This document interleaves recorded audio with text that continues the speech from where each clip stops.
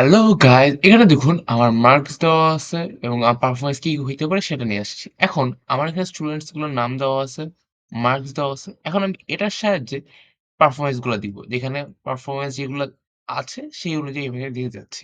তো আমি এখানে লুকআপ ফর্মুলা ইউজ করব। VLOOKUP ফর্মুলার জন্য কি করতে হবে? পারফরম্যান্স এর নিচে ক্লিক করে ইকুয়াল দিব। দেন VLOOKUP ক্লিক করব। দেন মার্কস যেখানে সিলেক্ট করব। দেন কমা দিব। দেন উপরে যে পুরা শিটটা আছে সেটা টেবিলটা নিলাম। নেওয়ার পরে A4 ক্লিক করে লক করে দিব। দেন কমা দিব। দেন ইজ করে ২ টা না? ২ দিব। দেন ১ দিব। রেঞ্জ লুকিং ১ দেন ব্র্যাকেট ক্লোজ করে এন্টার ক্লিক করে দেব। দেখুন চলে আসলো ফেল। এখন এটাকে ড্রাগ করে নিচে নিয়ে চলে যাব। দেখুন এখানে প্রত্যেকটা চলে আসছে। Average, good, very good, excellent, all is that. দেখছেন?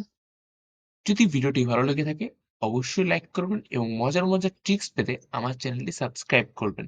Thanks for watching.